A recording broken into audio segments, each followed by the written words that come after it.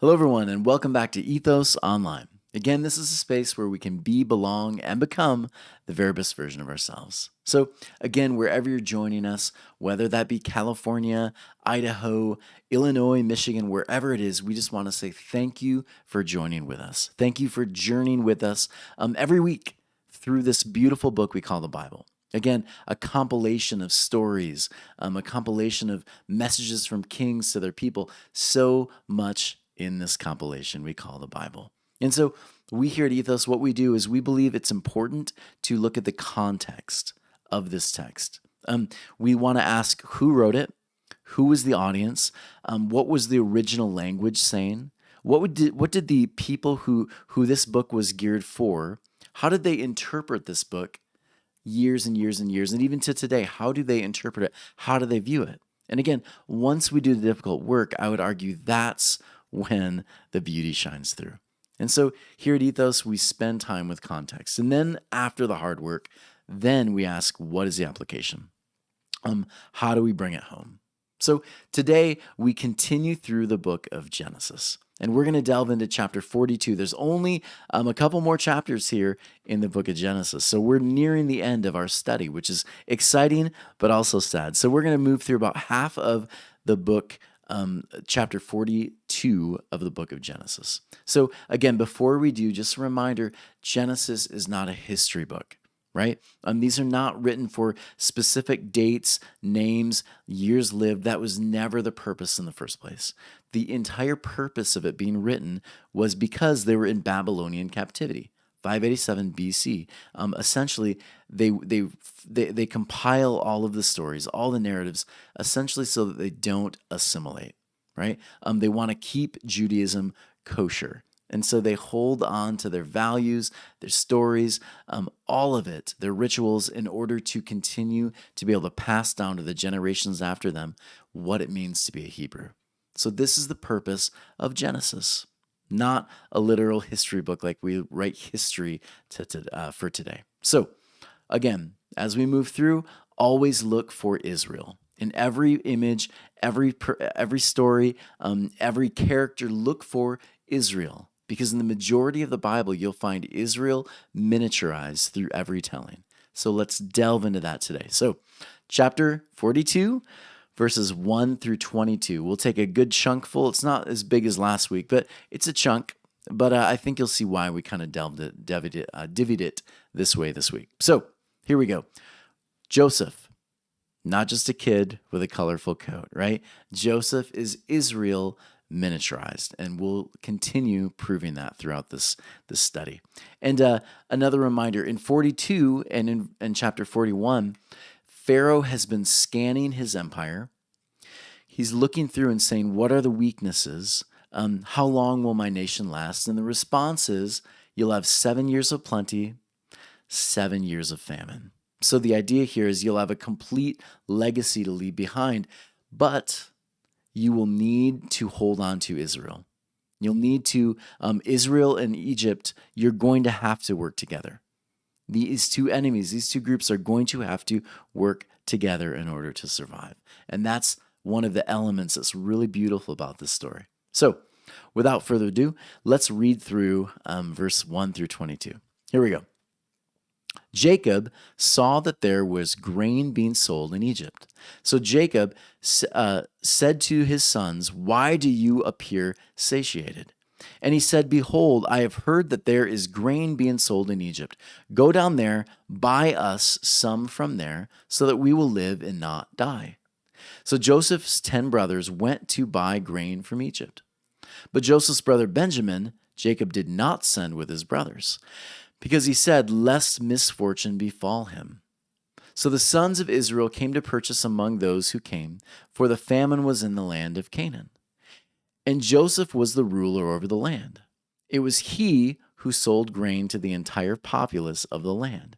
And Joseph's brothers came and prostrated themselves to him with their faces to the ground. And again, if you remember the imagery here, Joseph's first initial dream of these tares all bowing down, all of this begins to make sense, right? We begin to see kind of the full circle, right?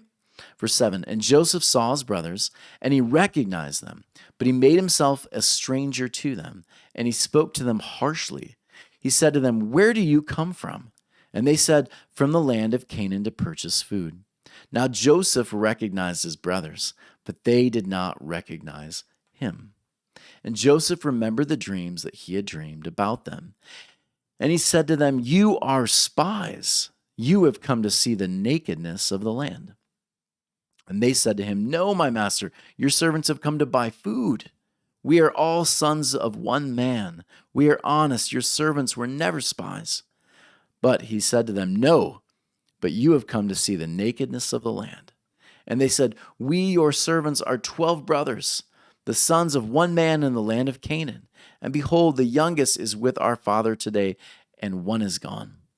Joseph said to them, this is just what I have spoken to you, saying, you are spies.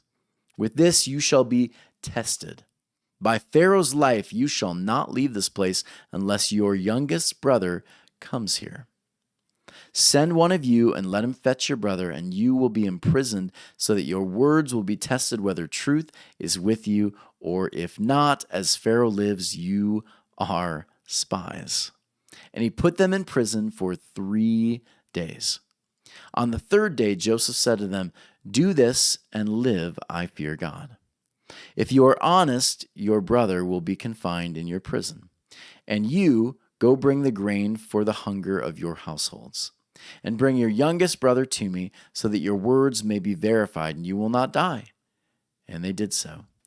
And they said to one another, indeed, we are guilty of our brother, that we witnessed the distress of his soul when he begged us, and we did not listen. Again, referring to Joseph here, right? That is why this trouble has come upon us. And Reuben answered them, saying, didn't I tell you, saying, do not sin against this lad? But you did not listen. Behold, his blood too is being demanded. So, verses 1 through 22. Now, let's delve in. So, understand there is a ton of interesting rabbinical interpretation over this section and the next. And so I'm going to try to bring up the ones that are most interesting to me. If we just looked at all the interpretations, we'd be here for weeks, right? But what we did is we looked at some of the most interesting ones, and we wanted to share those that kind of fit with the major theme. So from the very get-go, Matthew Burowitz, he says this. He's a director of Israel programming. He's got incredible things to say, also a rabbi. He says this about the story in this section of Joseph. He says, despite Joseph's readiness to forgive at this point, however, it is important to note that Joseph's reaction does not simply represent a momentary change of heart. His journey toward forgiveness spans 3 encounters with the brothers. So it's kind of set up in an interesting way. This chapter 42 starts a 3-process construct of forgiveness. And in Hebrew culture, forgiveness is in 3 parts. Yeah. You'll always see these 3s when forgiveness is discussed. And this is why, again, you'll see 3, the redemption story, 3 days. Jonah and the whale, 3 days, 3, 3, 3.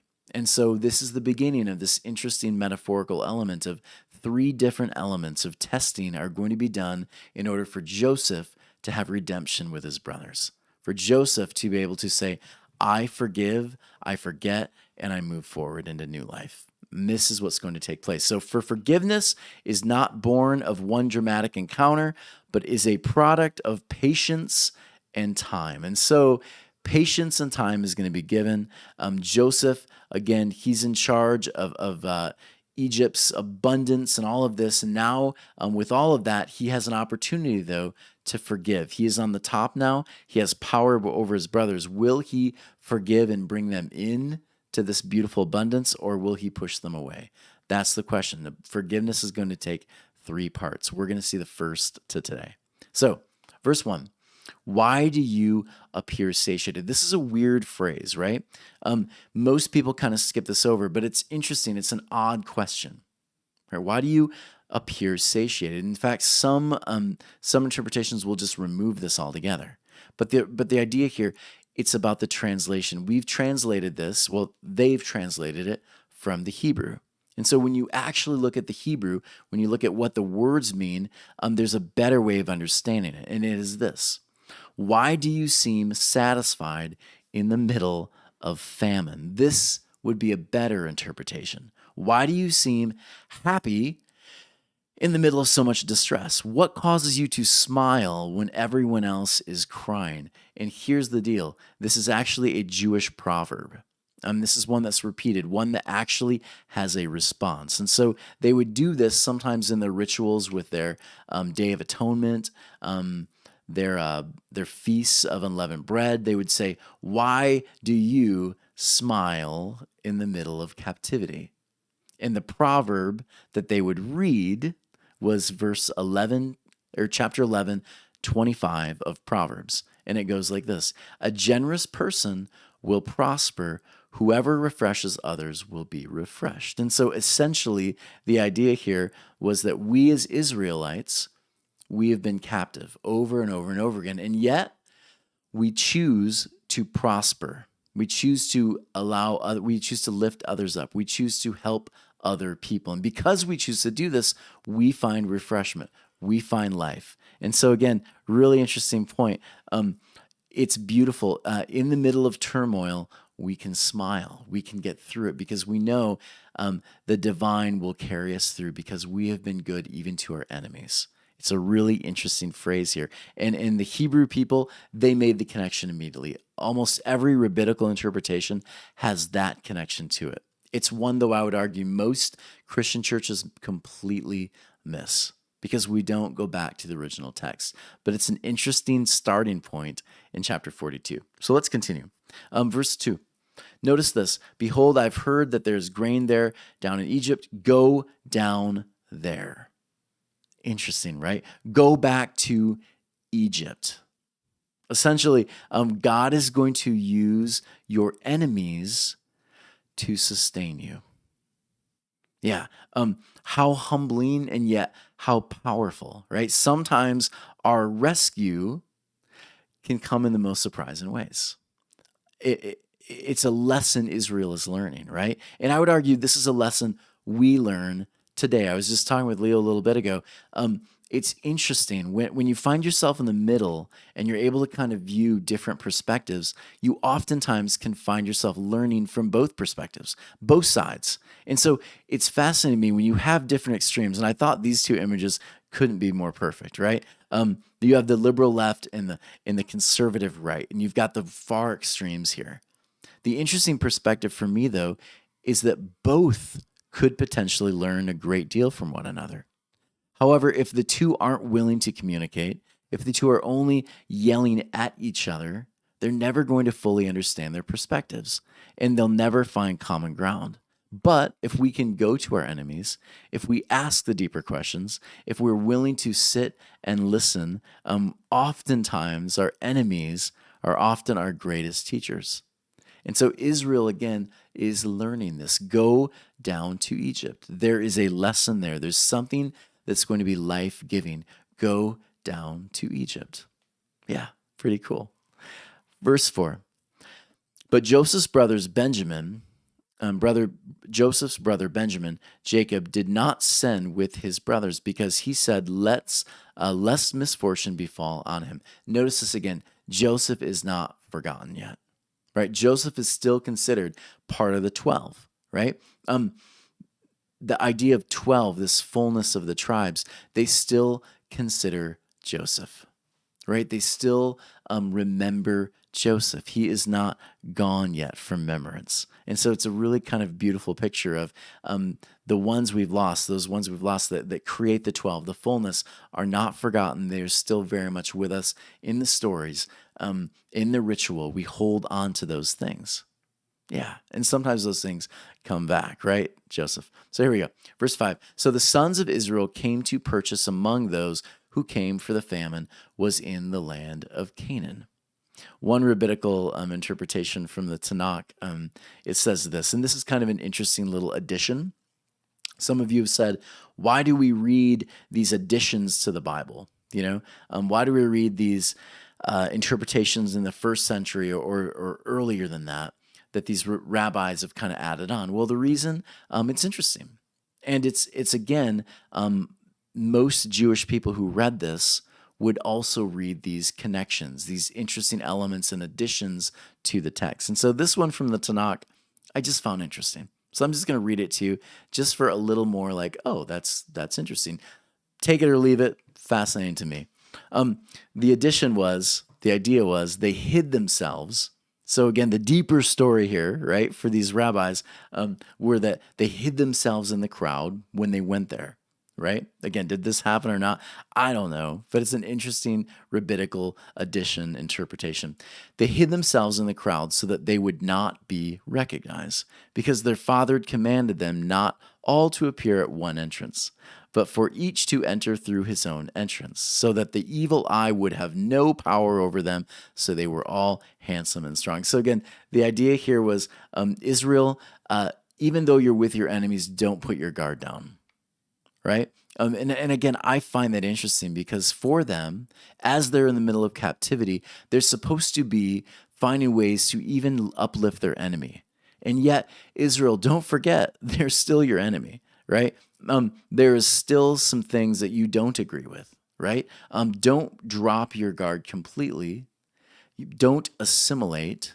Love your enemy, but don't assimilate. Continue holding your guard up. It's an interesting perspective, a little add-on I wanted to share with you. We'll keep going. Verse 6. Now Joseph was the ruler over the land. It was he who sold grain to the entire populace of the land, and Joseph's brothers came and prostrated themselves to him with their faces to the ground. Now, some rabbis find this really appalling. They said one should never bow to the Pharaoh. Others said it was a sign of respect. Either way, if you look historically, bowing to the Pharaoh was respectful because the idea for the Egyptians was that the Pharaoh was literally God on earth. Right, it was the visual of their god or gods. They're polytheistic, but the idea they even bow down to him, which is fulfilling. I would argue the reason, not to say they're bowing down to the Egyptians, but the idea, the deeper one, was that this dream, this first initial dream of Joseph's, has gone full circle. Right, the dream is being fulfilled. The promise is being fulfilled. That to me is the deeper picture. Whether, again, they truly bowed or not to another God, not the point of it. The point of the story is that this dream is being fulfilled, which essentially, again, the promise to Israel that you are going to be freed, you're going to be saved, there's going to be redemption. That's the deeper story here. Yes, we can get caught up in all of the other stuff. That's the deeper picture. So we'll keep going. Verse 7. And Joseph saw his brothers, and he recognized them, but he made himself a stranger to them, and he spoke to them harshly. And he said to them, "Where do you come from?" And they said, "From the land of Canaan to purchase food." Now Joseph recognized his brothers, but they did not recognize him. And Joseph remembered the dreams that he had dreamed about them, and he said to them, "You are spies. You have come to see the nakedness of the land." For me, when I was younger, I always read this as like, why does Joseph do this? Why is he just messing with his brothers, right? Why can't he just say, "Hey, come on in," and like, "Hey, it's me, it's Joseph," right? I'm alive. Why does he have to do this? Why play this weird game? And so, why does he have to put up this front, call them spies, all of this? Well, it's part of the redemption story, right? Before we even get to that, I want you to notice something interesting. This nakedness of the land, Matthew Borowitz, again, has a lot to say about this section. But one of the things he says here is Joseph accuses his brothers of being spies, confines them to jail for 3 days, and then demands that they return to Canaan and bring their youngest brother Benjamin down to Egypt. At this stage, Joseph acts as a complete stranger to his brothers. The Hebrew voinaka suggests an absolute estrangement and alienation. His memories of his plight at their hands still haunt him. Trust is absent altogether. Joseph does not know whether the brothers have repented for their actions or even felt remorse. He waits to know if they can be trusted again. So Joseph is doing this action. It's one of learning to trust again, right? Before fully trusting someone that has hurt you, um, before trusting your enemies, you have to test it. You have to ensure that they are trustworthy, that there has been a change of heart, right? And so for Israel, understand this again. This is a story for Israel, about Israel, first and foremost. We don't forget that. Think of all of the times Israel's enemies eventually free them. And then these enemies will want to, of course, trade with them, make peace with them. Think of all of the Israelites who essentially assimilated to the Babylonians. And then when they're freed, they want to come back to Israel. Can they trust them anymore? This is the deeper picture they're seeing, right? Can we take them back? Can we trust them? Can there be reconciliation after you left, right? These are the questions they're having to move through. And so the story of Joseph is the story of Israel. Don't forget that. So good. And we'll get into, of course, all the applications for us. But let's continue with Israel. Verse 9, Joseph remembered the dreams that he had dreamed and the nakedness of the land. Also understand this. Joseph, he remembers the promises God gave, but also check out this part, nakedness of the land. Nakedness of the land, this phrase is onkelonos, and it's meant to be like the weakness. So he tells them, because you're foreigners, right? We don't want you coming into our land, looking for the weaknesses of our empire, and then taking armies, bringing them back and exploiting and stealing from us. We don't want that. One historian, theologian I really enjoy, he says this. He says, Joseph reveals the fear of every empire. When an empire has become too expansive, it becomes too difficult to control. Its deepest fear is that its weakness will become evident to their enemies. Their size, once their greatest achievement, becomes their downfall. And again, Israel, the majority of time, is a small tribe. When you get into times of like David, Solomon, they begin to get kind of big and expansive. However, that's when the empire begins to crumble again. The last days of Solomon are just dreadful, filled with drama, sons killing sons, raping daughters. All of this stuff happens in very dark days. When an empire gets too big, that largeness, that expansion becomes their weakness. And it's an interesting perspective to bring up. One we see kind of today, don't we, in many of our empires. Verse 10, 11, and 12. Notice this. And they said to him, "No, my master, your servants have come to buy. We're not these spies, right? We are all sons of one man. We are honest. Your servants were never spies." But he said to them, "No, but you have come to see the nakedness of the land." Again, he's setting up the test. And then notice verse 13. They said, "We, your servants, are 12 brothers, the sons of one man in the land of Canaan." Understand this, there are only 11 brothers right now, without them knowing Joseph. Yet they bring up 12. Interesting, right? "And behold, the youngest is with our father today, and one is gone." They haven't fully accepted responsibility yet, have they? They don't admit, yeah, we murdered him, right? Or even that he's been killed, any of that. He's simply gone. And so the testing is going to resume, right? He's going to tweak it a little more. He's going to dig a little more. He's waiting for the repentance element to begin to show, right? 3-part test. He is gone. Moving along, he says, "With this you shall be tested."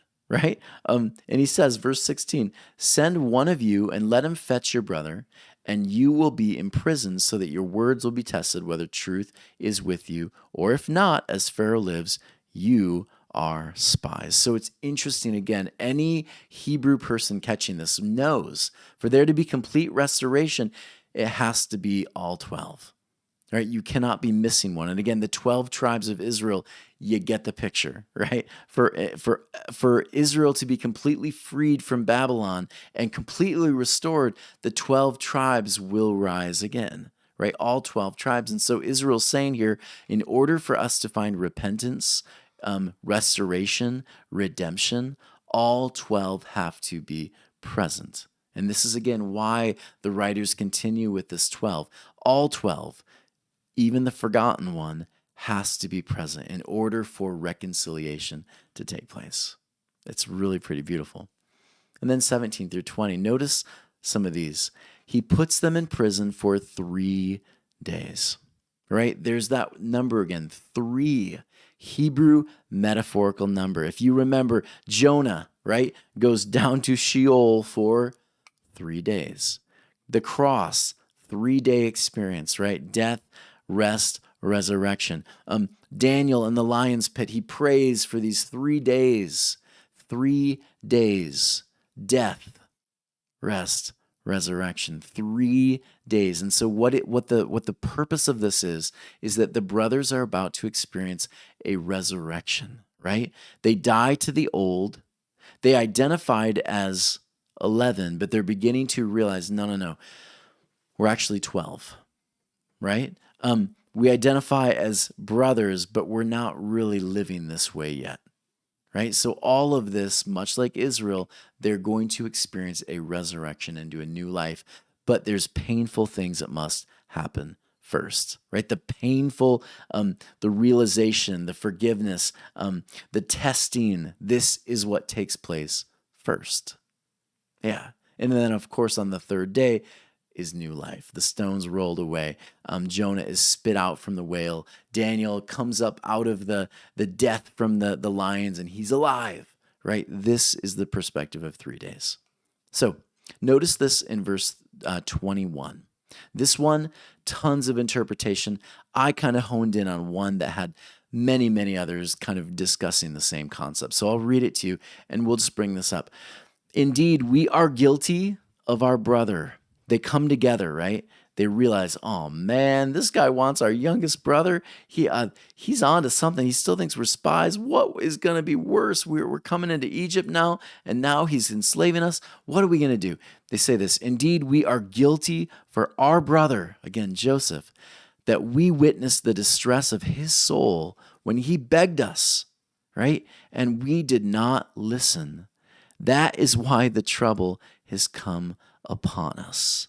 The admittance of guilt, the admittance that we have done a wrong, and now we're probably paying for it.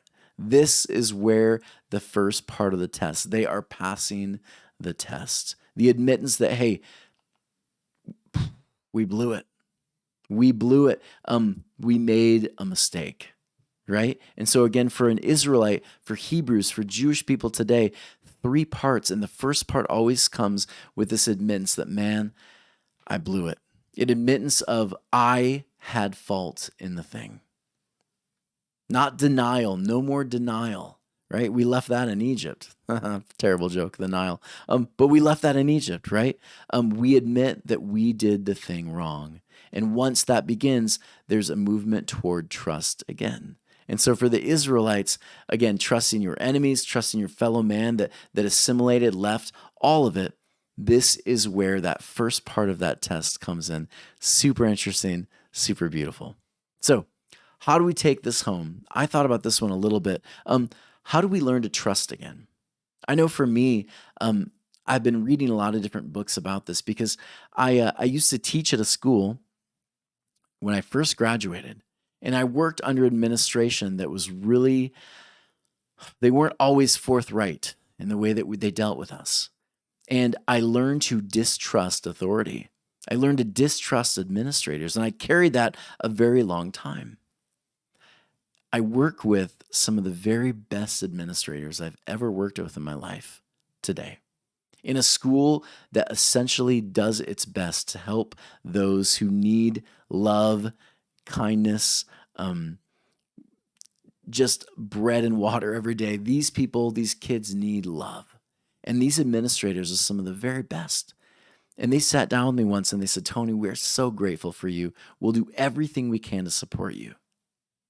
In the last 3 years, I can tell you, I've had to learn to trust again. And learning to trust these people has been such a beautiful experience for me. It can be done. And so one of my favorite therapists, she wrote this really interesting column about how do we learn to trust again. And she gave some really interesting advice here. And I wanted to share it with you because it's really been gold for me. When someone has broken trust, when there's been something that's hurt relationship, how do you learn to bridge that again? What do you do? She gives some really good ideas. Number one, she said, embrace vulnerability. This is one of, in her words, our greatest strengths. And so the idea here is we tend to believe that we're risking too much by putting ourselves out there, being vulnerable. But the opposite is actually true. Once we learn to become vulnerable again, we allow ourselves to be human again. And so learning to show that vulnerability is actually a strength, not a weakness. And so when we look back at those moments, we realize I don't have to be ashamed of being vulnerable with people. It's actually a sign that I'm beginning to heal. Number two, learn to trust yourself again. I like this one. In order to trust another person, you have to trust yourself, right? And so trust your judgment, your ability to make good choices, your instincts, they're very powerful, right? And so you should, instead of doubting yourself, learn to pay attention to those instincts that you have. Learn to trust your story, your experiences, that gut feeling. Learn to trust yourself again. Number three, choose to forgive. I like that. Just choose to forgive. Forgiveness is important. You may not necessarily choose to forgive that person who hurt you right away, even though it's going to be therapeutic. At least, though, forgive yourself. Start with forgiving yourself, she says. Once you do that, you can begin to allow yourself to forgive others if it works, right? If it's possible, then you can forgive others. But learn to forgive yourself is the best start, she says. Number four, allow yourself time. I really like this one. You can't just immediately shift and be like, okay, everything's good again, and you become a doormat. Being hurt by someone, it requires a time of grieving. Right? You're grieving the relationship. You're grieving the person you thought they were. You're grieving the life you had. All of this, it just is going to need some time. And so be aware, time is okay. It's okay to put space and deal with a thing for months, days, maybe years. I don't know. It's okay to have some space. And then lastly, don't play the victim card. I thought this was a really interesting one. She says it's really easy to feel bad for yourself after being hurt. But while you may need a day or two to stay, in bed eating ice cream, crying sad stories, calling everyone you know, telling them your story, don't allow yourself to wallow in the sting of being betrayed. That was her advice. If you focus entirely on blaming the person involved, you just make yourself a victim. And let's be honest, victim stories just always, you are always the victim. People begin to get a sense that maybe you are not taking hold of your life anymore, right? You're allowing everyone else to control it. So don't play the victim card. Attempt to do something even stronger, right? Really beautiful advice. Everyone, I hope you enjoyed this concept of the 3 parts of forgiveness, starting with today's first one. I had a lot of fun doing that today. And again, chapter 42, we're not done yet. We've got another section for next week I think you're really going to dig. So anyways, everyone, ethos-church.org/donate. Please consider partnering with us. Again, we're a tax-deductible organization. We do so much every week, and we would love for you to partner with us. Continue helping us continue the ministry. And as always, if you'd love to do dialogue, discuss things in person, live on cameras, all of that, please consider going to Ethos Living Rooms during the weekends and subscribe. Hit that subscribe button, share these videos. Let's make people aware of how good the book of Genesis is. Everyone, I love you. I'll see you next week.